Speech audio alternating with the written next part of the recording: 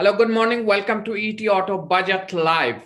Uh, as the FM has recently said, this is going to be one of the historic budgets. So we just want to understand from the automotive value chain point of view, what are their expectation and what are the announcement that could probably make this budget really historic and disruptive for the automotive industry. So let me introduce to you our today's Power Pack panel. We have Mr. Deepak Jain, President, Automotive Component Manufacturers Association.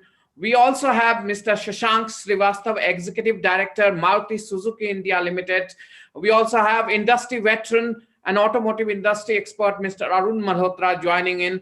We have more speakers lined up. They'll be joining in the due course. But let me welcome all of you. Thank you so much for taking out time and joining the Auto live panel discussion. I would like to tell all the viewers, this is an open session. You can post your question on all the platform. We are live right now. Our team will collect those questions and forward it to me. I'll be happy to take them. So here we have also Mr. Sandeep Singh joining in. Thank you so much, Mr. Singh, for joining ET Auto live Okay. panel discussion.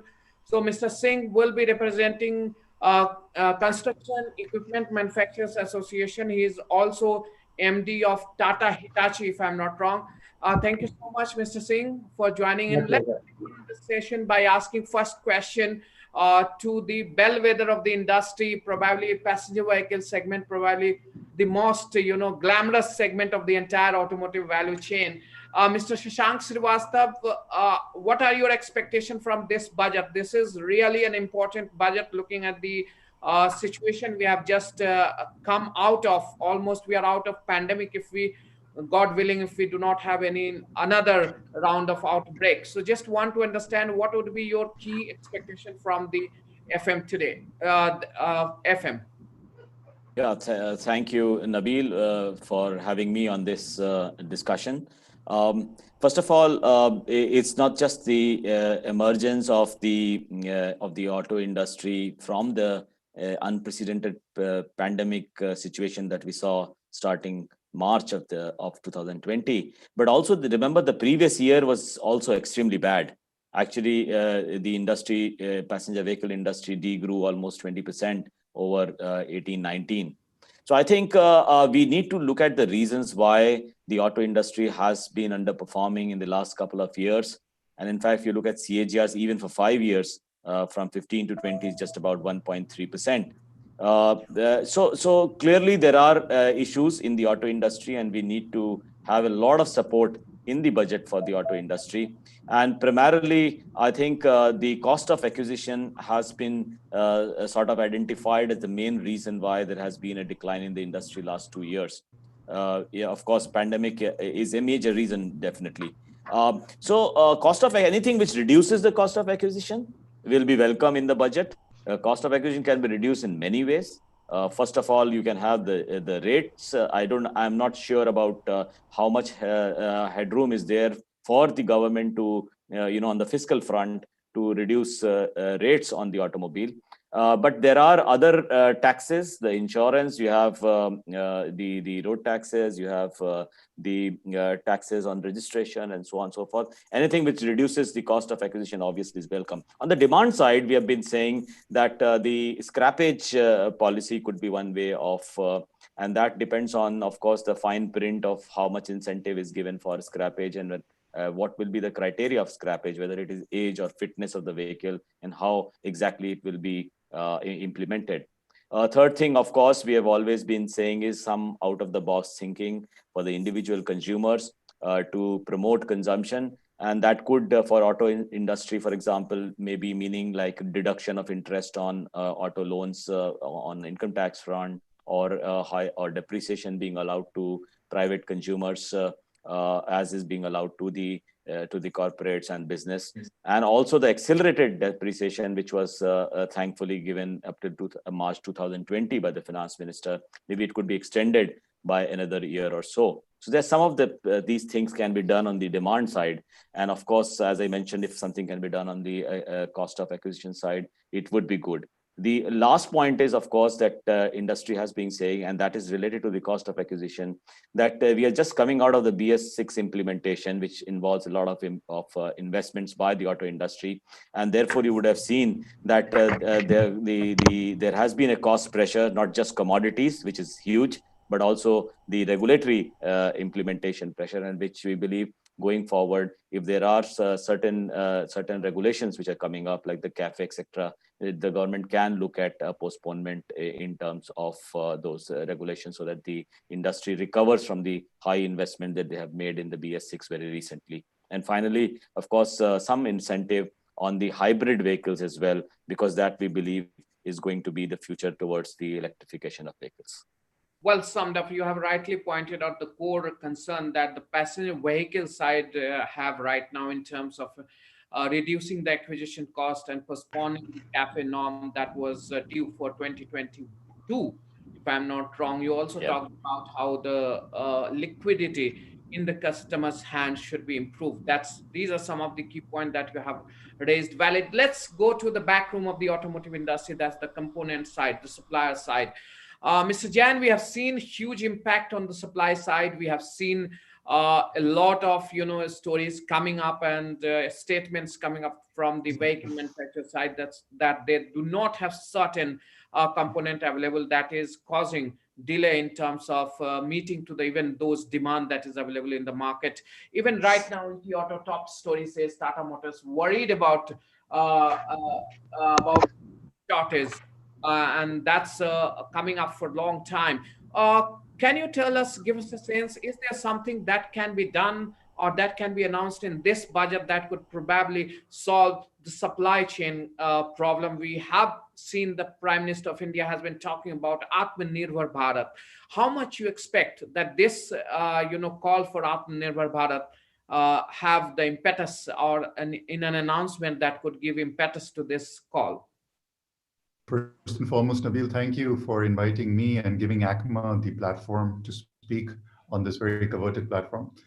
I think from a supply chain point of view, from specifically looking into the budget, currently, I may say there would be two fundamental asks. One ask would actually be to keep on doing ease of doing business or cost of doing business reduction. You talked about shortages of supplies. Auto components, there is also a lot of large imports. And if you see, we had the Carotar actually implemented, and Carotar actually has given, I would say, certain at the imports end, at the customs end, delays which are going on. So that I think has actually further compounded the problems of actually streamlining the supply chain. Also, so supply chain is like including ACMA members, we have almost 70% as MSMEs. Now, I think here there could be a benefit directly given to MSMEs. We welcomed the concessional tax rates, which basically was announced. But if you see for small manufacturers, I mean, say the gap was not so much. And we hope that maybe the 15% concessional tax rate is actually allowed for all the MSMEs which are going forward. Also, I think today, the auto cycle, when it is on a path to recovery, the supply chains must start investing. And I remember that there used to be an investment allowance, which was there before, which we hope that can be reinstated. Mr. Shang said it's have to be out-of-box thinking. And I believe that this is the need of the hour where, I mean, say if an investment allowance could be reinstated, maybe for investments on MSMEs for even 5 crores, or at the scheme which was there before of about 25 crores for 15%. I think that would really boost, help the manufacturers to start reinvesting, for the future. And specifically on the new technologies, although we have a FAME2 policy, and it did basically give some interest deductions on buying of EVs on loans. However, I think nothing was there for typically manufacturing of EV components. So I think we have to promote that in terms of technology adaptation and adoption. And I'm hoping that I think FM can incentivize further manufacturing and streamlining of supply chain. Thank you, Deepak. I'll come to you, Mr. Singh. before we started the conversation, or we went live, everybody was talking about the importance of infrastructure. How do you see this segment? Because currently we have seen this is one of the weakest link right now, looking at the commercial vehicle sales that we have seen that has gone down massively, especially the MSCV segment. And your construction equipment segment also was not doing that well. So how do you see, what are your expectations from the budget today? So thank you very much. Thanks, Naveen, for having me over here. As you mentioned, that infrastructure plays very, very important role on the development of country economy. So therefore, infrastructure is one of the sector which is badly need to be improved in our country, whether we call it urban development, road construction, mining, irrigation. And government has allocated in 2020-25 plan 100 lakh crore investment on NIP, National Infrastructure Pipeline. So therefore, it is very, very important to organize funding, ease of doing business, making land available, giving clearances so that there is a sustained demand for construction equipment, because construction equipment propels the infrastructure demand. So in this budget, it is very important that government allocates funds for the infrastructure development. And therefore, the need is that there has to be some kind of funding institution like infrastructure bank and development bank, which is required to be funded by the government. And I'm sure it is on the card. Government is thinking about it, and we hope that they will make announcement of this kind of institution to make funds available at a low cost for the contractors and private institutions so that we can attract them to build infrastructure of a country. 100 lakh crore investment is huge, but managing it, execution of project, whether it is road, railway, or water resources, it is very, very important that we put our act together. So we know that it is a priority of the government, but execution is very, very important. So we hope that government will put all blocks together and make sure that they provide all these resources to the institutions to develop infrastructure, solid world-class infrastructure for a country, whether it is road, railways, and mining. These are my comments. Thank you, Mr. Singh. I'll come to you, Mr. Malhotra. You have heard all these stakeholders, their demand largely, focused towards creating a cash in the hands of people. Second is the infrastructure requirement. Third is the investment should be encouraged in terms of R&D, in terms of manufacturing, and also a concessional tax on the MSME. Do you think all these, how much of possibility of implementing such initiatives are there? Do you think there's enough room for the FM to implement all this? Yeah, so we have. Thanks, Nabil. I think what Mr. Sandeep Singh rightly mentioned, this the focus on investment on infrastructure. If you spend, that has a trickle-down impact across the board. And clearly, a lot of spending which will happen in rural areas will be good for the market. But I think 2-3 key things are still very important. One thing is that we are still talking of a lot of people are talking very positive. Last 4-5 months have been very good for the auto industry. But as Shashank mentioned, in 1920 we went down by 18%. This year we go down by 10%. So effectively, the industry for 2021-22 has to increase by 35% to come to 2018-19 level. So a 15-20% increase will not. So all those measures, whether it's increased depreciation, whether it is even making the cost of acquisition lower. And I think one concern which I'm seeing clearly is that with the material cost going up, the transition, the cost in terms of technology, whether for emission or safety going up, manufacturers will not be able to pass on much benefit. And when you are in a tight position, you don't focus on R&D. And if you have to become Atmanirbhar Bharat, the focus on R&D has to be there. And for that, we used to have a weighted reduction R&D, which used to be 200%, came down to 100, needs to go to 200%. The other thing which I very important feel is somehow we're missing the bus on electric vehicle. I mean, we had a phenomenal budget of 10,000 crores, which looked small at one time, but 21 out of 36 months of the FAME 2 policy are over. In a way, it's like saying that 2/3 of the one-day match is over and you scored only 10% of the runs. So we need out-of-the-box thinking. The way we are harping on EV, I mean, it's good to harp on EV, but I think we need to have a strong policy with EV hybrid and you can have very clear norms in terms of emissions, in clear terms of fuel efficiency. That will drive the revolution as far as EV is concerned. And our policies also need to be technology agnostics. So there's something from the customer end where you need to put more money in the customer's hand, more in manufacturing efficiency and R&D, and some out-of-the-box thinking. So these are important steps, and this direction is to be given now. Although GST is a wrong of talk point, a lot of people feel, and which is strongly, that the GST on vehicles, both on two-wheelers, four-wheelers, very high. But I think the government at this point doesn't have that film. And last but not the least, the scrappage policy, incentive-based scrappage policy, which I was one hearing for the last 3-4 years.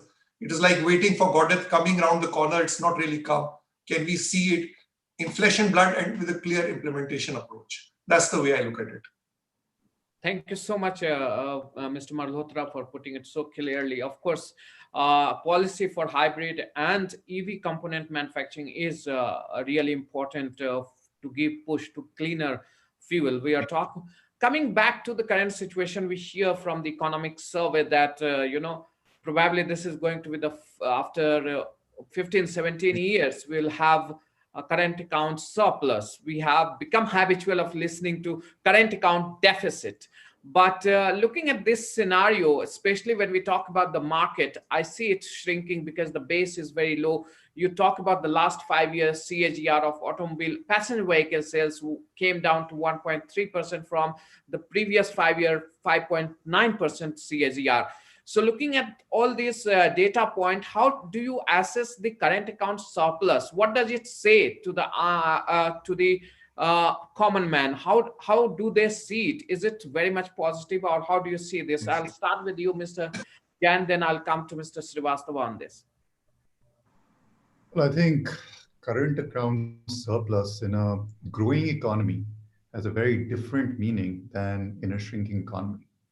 And if fundamentally current account surplus basically means that your imports are lesser than actually your goods, which are services exported. Now, fundamentally, if I look at it, even from ACMA standpoint, this is the first time in the history we actually became a foreign exchange surplus. Usually we are a net importer, but what exactly happened is because of this lockdown, we actually consumed less, we imported a lot less. And because of the unlockdowns in the export economies, we did actually manage to balance the exports. And hence we basically came up in a foreign exchange surplus. But on the negative side, if you see, today we have a huge shortage of containers. We just cannot meet, and even for exports, the freight costs have gone 6 to 7 times. And that's probably because of the shock of trade imbalance, because we don't have containers, China research. So I think we have to see it in a holistic way, what really it means for India, basically a current account surplus. And if it is a growing economy, and that's what we are aspiring from being Atmanirbhar and also have impetus on exports, truly, that's actually where we would like to have the direction. Thank you, Mr. Jain. Of course, beautifully put. If I understand correctly, means that the demand for the goods in overseas market remained well, but the demand in Indian market came down. That's how the import came down, because India is largely an import-oriented market. So coming to you, Mr. Srivastava, how do you see this, and what is the way forward? It shows clearly sign of the market shrinking, but what's the way forward for the finance minister, how to tackle this situation? Yeah, so regarding that point which you mentioned about the current account balance, actually current account balance has two units, two sub, I can say, parts to it. One is the trade balance, which is what I think Deepak referred to, the difference between export and imports. And the second is, of course, the other remittances which you receive, and also the outgo of money from foreign investments in India. So there are these two parts to the current account deficit. What has happened in this recently quarter, where we showed for a first time a current account positive instead of a deficit, By the way, this is, I think, the fifth after 51 quarters. That is, it was last observed in 2007. So it's actually normally a great sign which shows that your exports are more than your imports, your remittances are more, etc. But as Deepak rightly mentioned, that's actually in a growing economy. If it's a shrinking economy, then probably you cannot rejoice on this figure. While, in 1920 also, the current account deficit came down from minus 2.1% the year before to about 0.9% last year. And it is now showing a 3.1% expectation for this entire year. It is actually a reflection of three things. One is the reduced economy activity in terms of the domestic consumption. Second is, it also reflects the import being less, and I think it's because the oil prices have been relatively softer, and we have a large import bill. So on the oil front, so that it also reflects that, and this can change. You already see the oil climbing up past the $55 mark very recently, and it's fluctuating around that. Gold imports have come down because during the. So this is all can come back, and then obviously you need to you will again run into a deficit as most of the time. But it is at least not in my mind a thing to celebrate. It is a thing to be really careful of. And when you said that external demand remained strong and therefore export demand, that is not true. In relative terms, it was stronger, you can say. But, it is not as if our exports have grown dramatically. It's not like that. So I think what we need to do is that's, I think, the challenge for the government in this, for the finance minister, is how to, because there is very little headroom on the fiscal side. So you have a lot of spending to do on infrastructure, as Sandeep ji mentioned. You have a lot of social sector which you need to spend. On the other hand, you have to revive the economy as well. Remember the auto industry, from an auto industry perspective, Nabil, we would like, actually auto industry growth is very, very closely correlated with the general GDP growth. In fact, the R square factor, the correlation square factor is almost 0.9865, which is very high correlation. So as the auto industry, anything which is growth oriented and which puts a higher income for the country in general, whether through government expenditure or through private consumption or private investment, it will be a welcome budget. I think that's the way we have to look at it going forward. So we have a lot of questions coming in from the audience. Please stay tuned. We'll take your question after my question gets over. Sorry for giving priority to myself. Next question coming to you, Mr. Singh. We are talking about infrastructure. Do you think we were able to leverage the time that we got in the last 9 months in terms of building the infrastructure? Because that was more of a government-driven initiative. Do you think we have been able to do that? We were able to leverage that, the time opportunity that we got to build or accelerate the infrastructure pending projects? And how do you see this further shaping up? Yeah, very good question, Nabil.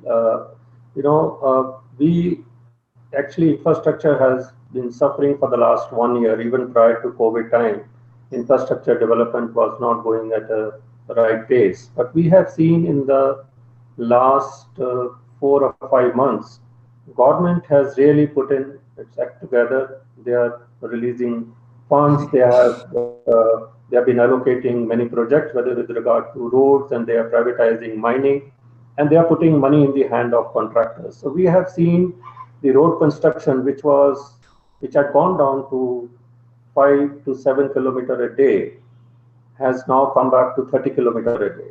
And Mr. Gadkari, Honorable Minister, is now talking about 40 kilometers a day road construction. So we are trying to cover up. This year, we expect that there would be around 8,000 to 9,000 kilometer road construction. And we are talking about 30 to 40,000 kilometer road construction in the next 2 to 3 years' time. So if we are able to do that, we will see that, huge amount of employment generation and development of economy. And also it will help other markets, whether it is steel, cement, automobile industry. So therefore, I believe infrastructure development is going to play a very, very important role. That is one part. The second is the other very dear project of our Prime Minister, which is very important for our country, water to be made available at everybody's home. And that is going to call for huge investment or laying pipelines, making water available. So that project is also catching attention now. So we have seen in the last few months, huge amount of projects have been allocated for that project, for that objective. So we believe that government is now putting money, putting investment in infrastructure development. The other challenge, what we face is the availability of manpower. So we have suffered a lot in the last 6 months, but we have seen in the last 2 months, people have started migrating back to the projects. Many big contractors facilitated that, bringing them back over to projects, making their life much more easier while working on the project. So that is also working very well.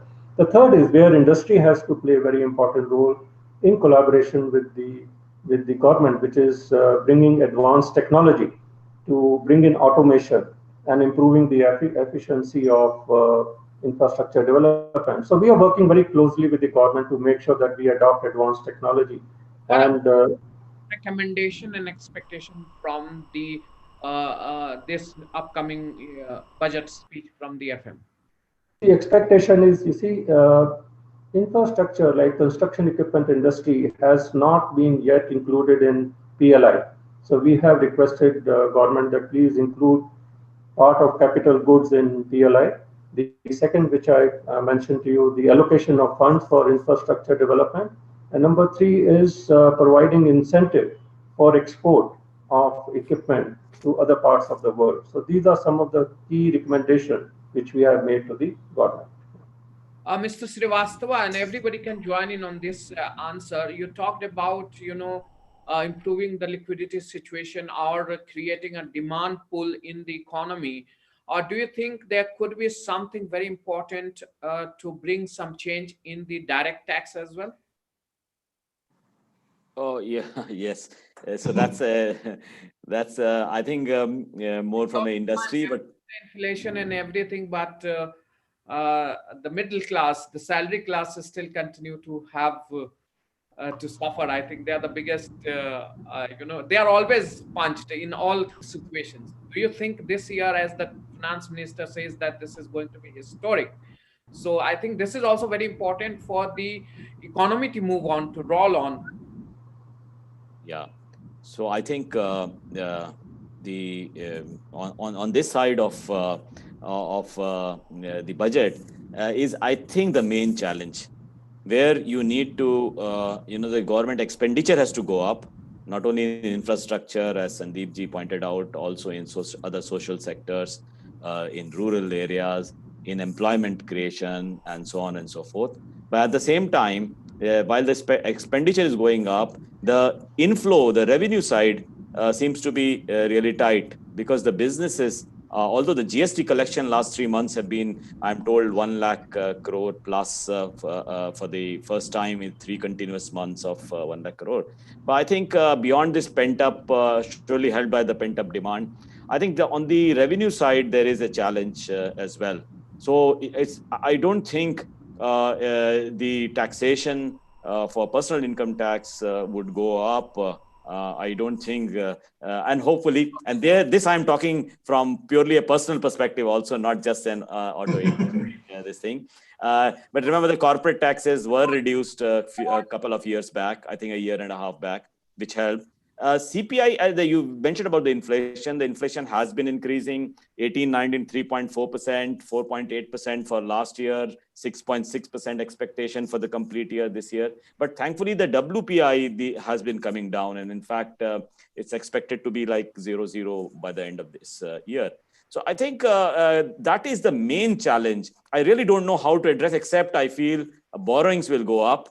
And that means there will be a larger fiscal deficit, is what I foresee and predict. I really don't see on the revenue side larger direct taxation, and hopefully that would not be the case. But then that has always been my expectation ever since I was born. and ever since I think we all were born. So, but I genuinely believe that on the revenue side, there is a challenge, both from the business perspective as well as from the personal tax perspective. And I expect borrowings going up and fiscal deficit being increased for the government overall. So if 5 is the most, how much point will you give, how much importance will you give to reducing the personal income tax slab, and also increasing the tax slabs? How important is it to give some benefit to the people, salaried people? Yeah, so benefit, I think if you have to encourage private consumption, as I think somebody mentioned, I think Deepak mentioned it, that you need to have more disposable income in the hands of people. But I don't think it will be done in a direct way. It could be done in many indirect ways by giving some benefits on the tax front as well.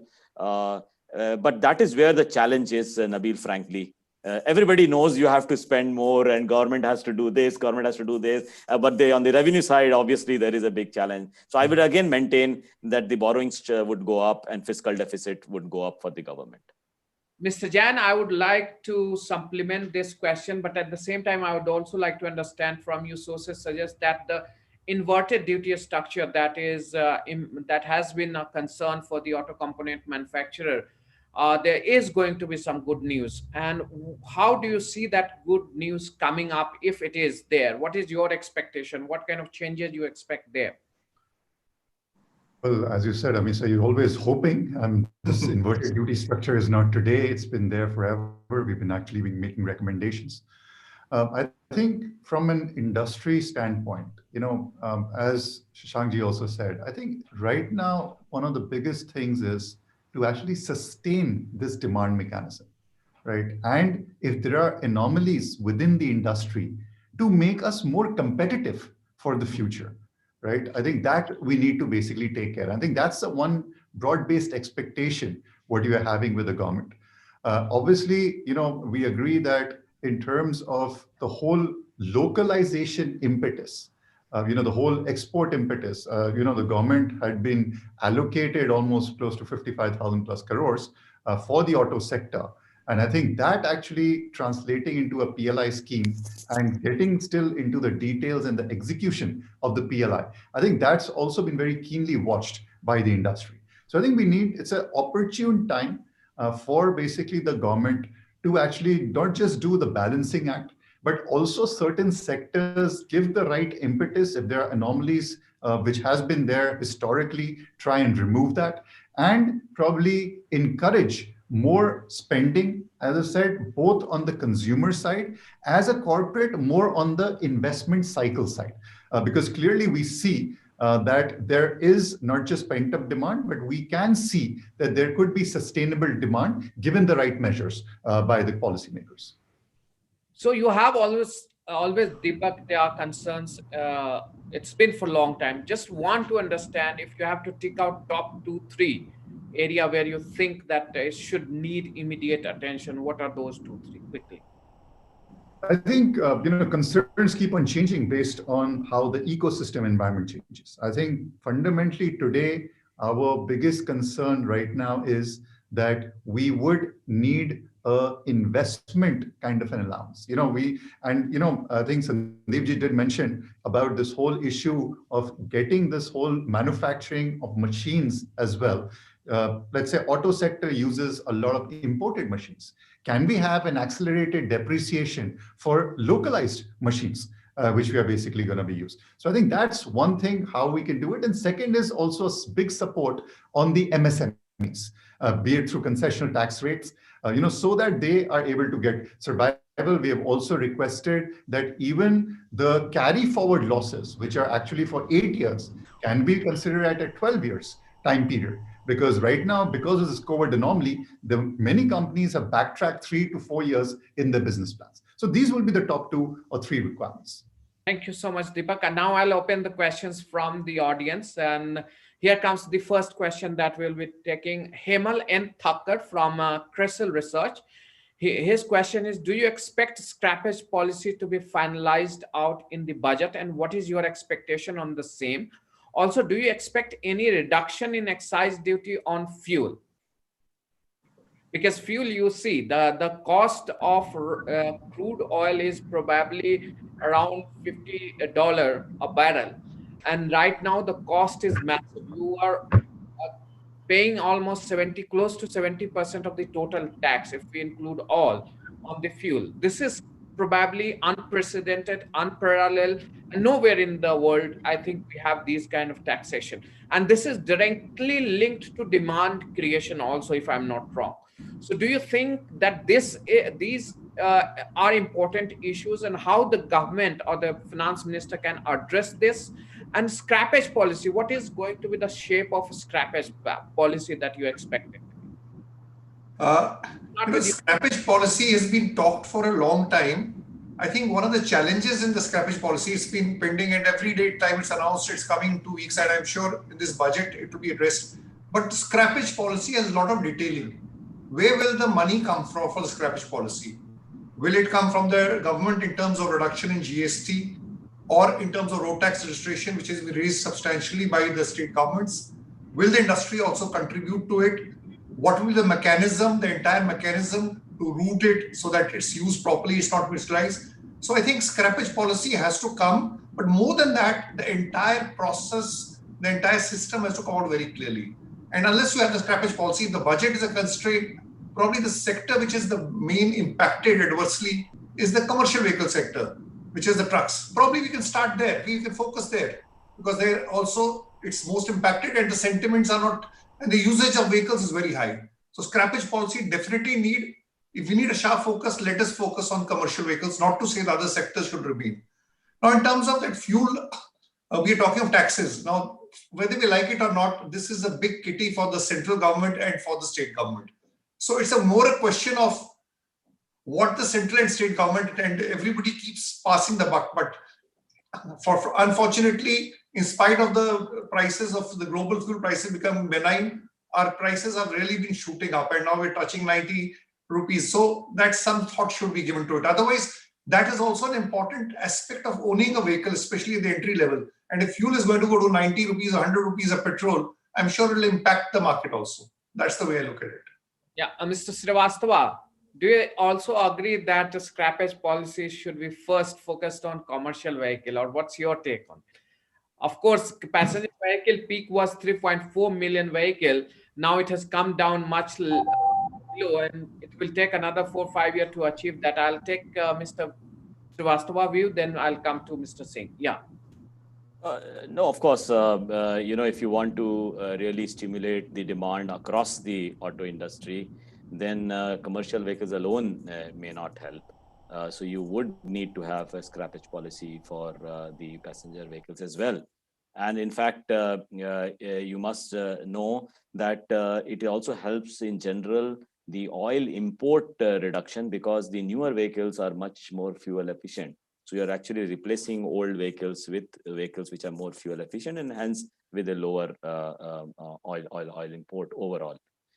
Clearly, I don't agree with Mr. Malhotra when he says that, because of course, it all depends on the contours of the policy.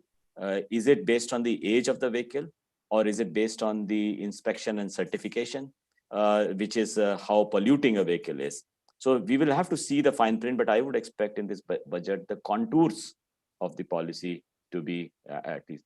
Now, we recently saw a advisory to the state governments on the green tax, which was there for the commercial vehicles, and a tax that is based on the road tax implementation after 15 years and fitness and so on. At the time, they will have an extra, they can implement a green tax. But then those amounts are very small, because they are ranging from, I think, 10 to 30% of the total road tax paid. So it's not sufficient, I would say, for encouraging replacement demand. In any case, for commercial vehicles, most of these 15-year-old vehicles, etc., are in the hinterlands, which normally, will not be replaced by new vehicles. So if you want to stimulate demand, do it across these things. And I do expect some contours to be shown in the budget, which is... Just one thing, Shank, budgets have to be there, money. So we need to across the industry, but we need budgets also, both from the industry. Yeah. So that depends on the amount of money and the incentive. In fact, in some countries, there is no incentive, but a disincentive. to have old vehicles. Like in Japan, for example, there is no incentive, but there's a huge disincentive.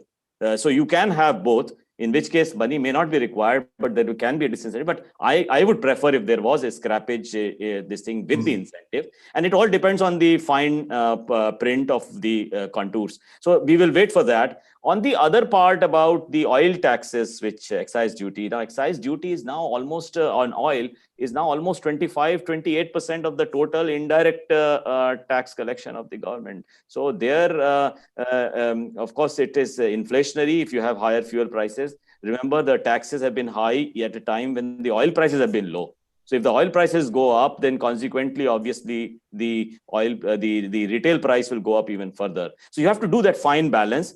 And I'm glad I'm not the finance minister, because it is clearly a big task to do that balancing. And, you have inflationary pressure because of fuel prices. But at the same time, that is giving a big kitty to your indirect tax collection. I request all the panel members to be a bit precise, because there's so many questions and I don't want to disappoint the viewers. I'll try to take as many questions as possible. So I request you all to be a bit precise, focused, and short in your answer. So I'll come to you, Sandeep ji, quickly on this. What's your thought? And then Deepak ji, because this is a very important subject and we must discuss this to the full. So I have been connected with automobile industry. I believe scrapping policy is very important.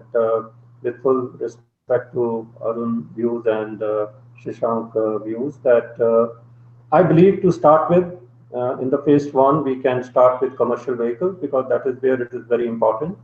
And for automobile industry, for passenger car industry, it is very important to give some special incentive or extra incentive for non-fossil fuel vehicle like hybrid and electric vehicle. They need to be encouraged, much more encouraged, like what we see in other parts of the world. So therefore, a very firm policy for next 10 to 20 years, the direction of the government on this is very important. The second point is oil. I think it's going to increase the inflation, the prices of commodities. So state government and central governments have to play a very important role in reducing the taxes on oil. When they can increase the taxes when the fuel prices are low, they should actually reduce the taxes when the oil price is going up. It is their responsibility. So this is what we expect a center and state government to do in the coming days. Yeah, Deepak, your take. Nabil, very simple. I think we are just been waiting for the scrappage policy. We welcome the scrappage policy, be it in any form. I'm looking forward to see a scrappage policy, because as in India, what happens is when the policy is rolled out, many iterations happen and it takes a shape. But let's get the policy first. I think that's important and for the industry. And second, I think on terms of the oil taxation, I think from our perspective, components, I think there is a massive taxation on the whole industry, the whole mobility industry, and the whole value chain. And I think the government is realizing, and the industry has supported the government, stating that, listen, it has been an exceptional year.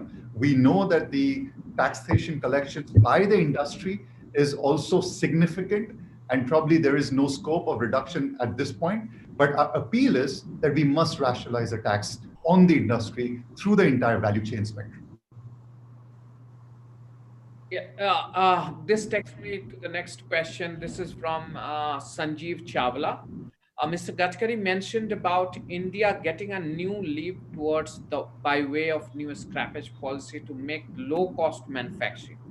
Do you see any big announcement coming on that? The low-cost manufacturing, how does it relate to a scrappage? If someone can explain.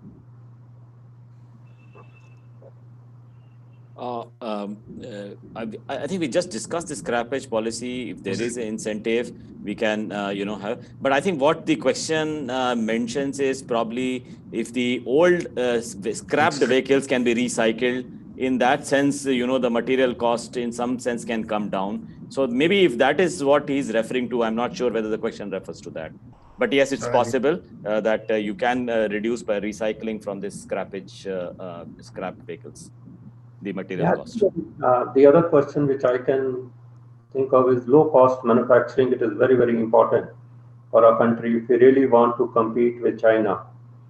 the the clearance of projects, incentive for attracting investment in our country, plug and play kind of developing industrial zones, ease of doing business, providing power at low cost, giving incentive for adopting new technology. These are very important decisions which government is thinking. Government, it is there on the table, and I'm sure some of these announcements should be made either in the budget or post budget, because we have to compete in international market with better quality and low cost manufacturing.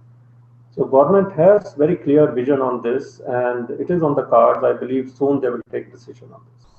Thank you so much, Mr. Singh. I'll take another question from Prathamesh Gavade. His question is, economic survey shows concern over investment by the business sector.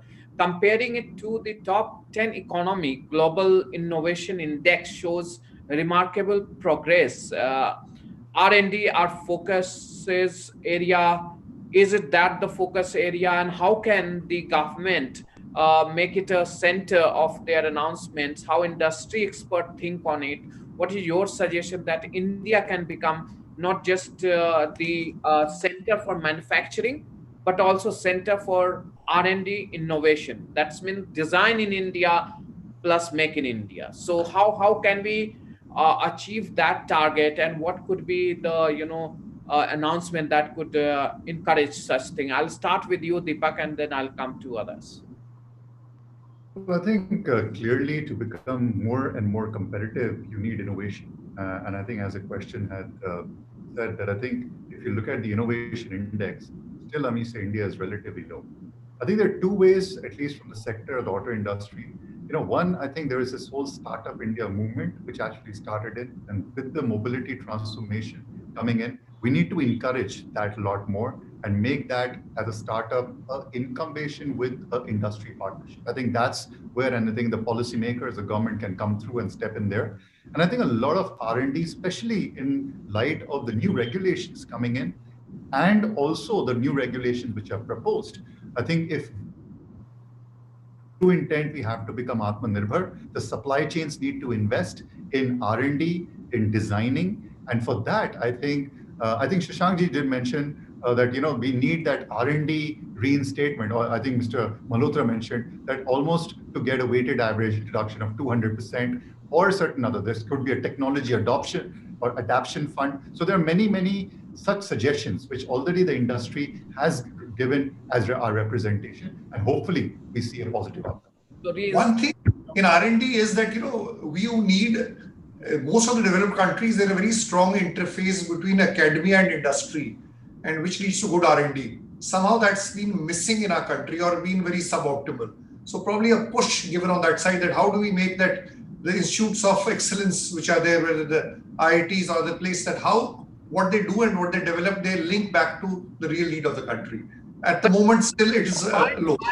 But why are we so dependent on the government only? Government has been giving a lot of incentive for R&D. If you look at the developed nation or some other economies, there most of the companies invest up to 5%, 4% into average into R&D. Of course, there are some cases where 2%, but in India it is still below 1%. So don't you think that there is some missing link from the corporate side also, not just the government to be blamed for this?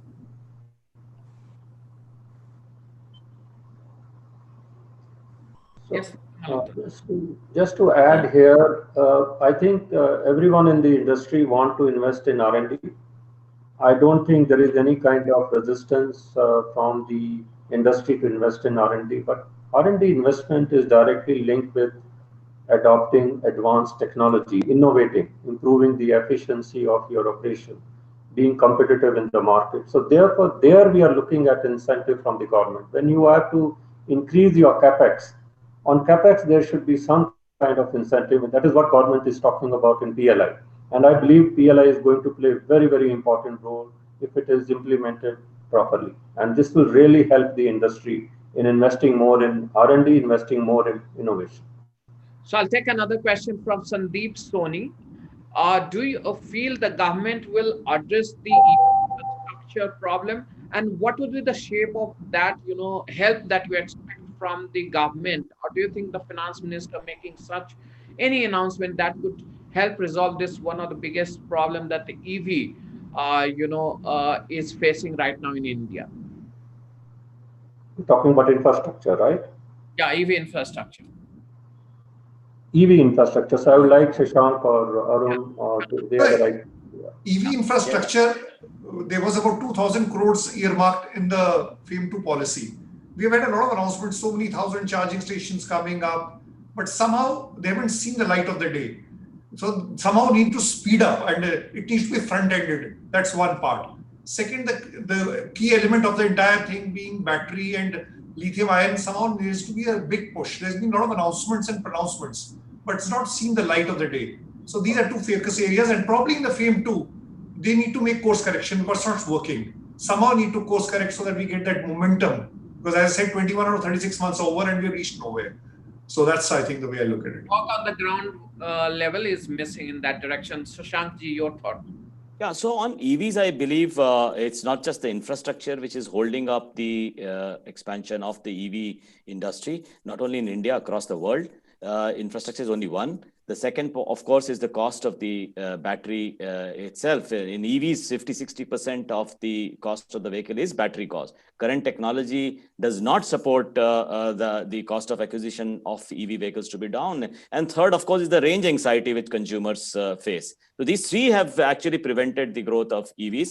But on the front of what can be done, is that we believe that it is not going to be a sudden changeover from ICE engines to the EVs. There will be a phase, and that is why we need to encourage hybrid vehicles as well, because the hybrid powertrain and the EV powertrain, they have quite components which are common, and you need volumes to have a localization for EV components. And I think the process would start with the hybrid vehicles, getting a higher volume. And that is how we will get more localization for EVs.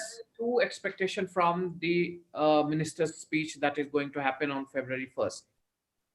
Two expectations that you think fill up the gap that you have, or not fill up, at least accelerate the EV, market or adoption of EV. Yeah, the first expectation, of course, would be the something on the to support the hybrid thing. And second is, as Malhotra Saab pointed out, the funds which have been sort of earmarked for under FAME 2 have also probably not found the exact target so far. So how do you see, Deepak, do you think really hybrid is the way to EV? Is this going to be via hybrid then EV, or how do you see this? Well, clearly, when a customer says, and as a supply chain, I think we usually follow customers rather than policymakers. And I think they have much more better insights about how the market comes in. I'll just put a very quick point here. Globally as well, if you look at the pass car, right, about 80 million vehicle, only around about, I think, 2.4 million are EVs, right? I mean, which is 3%. It is, insignificant. And I think India, is a much more unique market with so many segments. Not only pass car, there's two-wheeler, there's commercial vehicles. So we need probably a very different strategy, and probably a multi-pronged strategy, a technology agnostic strategy to actually cater to the future trends of mobility. I think the supply chains are ready for whatever commitments we need to do, but we must not forget that the current ICE engine, which is the most significant part of the Indian industry, there are scrappage policies. The new regulations are also improving the ICE engines, which will also reduce pollution, which will also reduce the fuel consumption and the import bill. So I think we must go on all steps forward, and of course have directed, I would say, interventions by the policymakers for the future mobility transport. As far as the supply chain is concerned, I think clearly our expectation on particularly EV is that we must have funds allocated to be probably incentivized for component manufacturing also on, be it XEVs, I'll call it not EVs only, but XEVs. I agree with what Deepak is saying. it has to, and what Shashank said, that hybrid has to be seen with a much more focused approach, both in components and in this thing. And the 4 R's need to be covered: the right price, which was mentioned by Shashank, the range, the reach, and the reassurance. If these 4 R's are focused on, and whatever technologies are required for it, and if we have appropriate technology, even the most developed countries has a policy both. We can both We are forward. running out of time. Let me include few more questions. I'll just club 2 questions, Kanika Prasad and Vivek Mishra's question. They are asking, can the FM announce something that the scholars or the engineers are encouraged to join MSMEs for R&D, and also there is a problem in terms of credit availability for MSMEs. Do we see something more happening in this line for the MSMEs? Apart from that, if you look at the electric vehicle financing, it is still very difficult. So how are we going to see this being resolved or this being, eased off? I'll start with you, Shashank, then anybody can join. I think Deepak would probably be a better guy to talk of that MSME thing. Yeah, clearly, as I said in my opening comments, I think we definitely need a lot more stronger support to MSMEs. I think even when basically during the lockdown, say the credit facilities were extended, MSMEs, there were, say concerns in the beginning that they were not able to basically do this. So we need to do a lot more clearly to and for MSMEs. As far as basically, on the scholars joining the MSMEs and all, I think, clearly we need is a much more broader ecosystem. And that's where I think the academia industry partnership comes in, because there is a lot of academia. However, I think we need to connect it with the industry so that the applications are actually put out right. Thank you. Shashank, what's your thought on the other part of the question? I think that was about the MSME, and I think he addressed both the scholar part to joining MSMEs and the MSME support. I fully agree with Deepak on this count. And I think the general thing is that we must build that culture of innovation and R&D in our country. I think the economic survey does have a chapter which refers to this particular thing, not really going for jugaad, that's Indian innovation, but for a really planned and very dedicated way of R&D. And there, I think government has played a good role, and I think we can do a bit more. The government has the support for the R&D, whether it is in terms of research grants or venture capitals or even tax incentives. And I am sure government will do a lot in this budget on these 3 fronts. Arunji, the other question, that is my question also. EV financing of electric vehicle is still very difficult. Do you see something coming up in this? Do you expect that? I think, see, this is a real genuine problem. People who require, and at the moment we don't have a focus on application where people transport movement because of the lockdown, but that will improve. But I think it has to be nudged. Whether it is the private banks, nationalized banks, or the RRBs, we need to nudge them to finance, and probably need to do report card even, because people are having a big challenge on this area. And finance is clearly available, but people are the wait and watch policy of the finance companies, which is rightfully from their perspective. Probably some support, some lower interest, some phenomena out of the box thinking needs to be done. Otherwise, that will become another Achilles heel as far as before the time ends, I'll take last question from M. Ramachandran. Will there be any emphasis on a better public transport system in the cities and towns? Means, will there be? That will, of course, open up the situation for the commercial vehicles. Mr. Singh and probably Deepak and Arun sir, if all of you can, 30 seconds contribute to this. So public transport, it's not only by road. I think metro is playing very, very important role. Today, if you look at any city or any capital city or big cities, metro projects are on, and they are doing very well. We have seen it in NCR, we are seeing it in Calcutta, we are seeing it in Bangalore, and today we see in Hyderabad, Surat, Ahmedabad, most of the cities we are going to have metros, which will certainly ease the public transportation, number one. Number two, many state governments are adopting advanced technology buses, whether it is hybrid or non-fossil fuel buses. So I think that is also going to improve the public transportation. The most important thing is the infrastructure, road construction. And I think government has put in very clear policy on improving the public transportation. Some of these things I have talked about. If these things are done in a proper manner, I'm sure public transport should improve in the next 3 to 5 years' time. These are my comments. Yeah, Deepak. Yeah, clearly, I think public transportation needs a lot of focus and it will have a trickle-down effect on terms of mobility. In mega cities, we have to address it in a very different way in terms of public transportation because there is congestion, there is a difference in disconnect between supply and demand.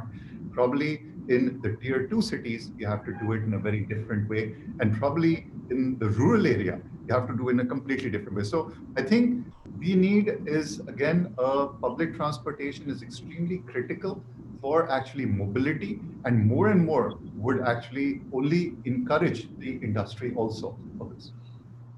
Shashank, your take, then we'll wrap up the show. Yeah, so clearly mobility is very important for economic activity. So it's a very obvious thing to state. We require better public transport, we require better mobility, but it's like saying we require better health system, we require better food, we require better clothes, we require better economy, etc., etc. The thing is, how do you prioritize? And I feel that one of the major things for economy to be sustainable is that you require good mobility to enable that economic activity. In that sense, I feel both infrastructure spending as well as spending on public transport itself, which is actually a part of that infrastructure spending, will go a long way to support the economic recovery. Thank you so much, gentlemen, for joining ET Auto live panel discussion on budget expectations. These are some of the expectations that the industry leaders have shared with us today. Join us on February 1st at 2:30 p.m. onwards, where one of the biggest panel of experts and industry leaders joins to answer all your questions and explain to you what does the budget speech mean for the auto sector and the automobile consumers. Thank you so much once again. See you on 1st of February, 2:30 p.m. with a big panel members and discussing and deliberating and decoding the budget for automotive sector. Thank you so much, everyone, for joining in ET Auto today. Thank you. Thank you very much. Thank you. Thank you very much. Thank you very much. Bye, Deepak. Bye, sir. Thank you. Bye, Sandeep. Everyone. All of you, sir. Bye, Nabil.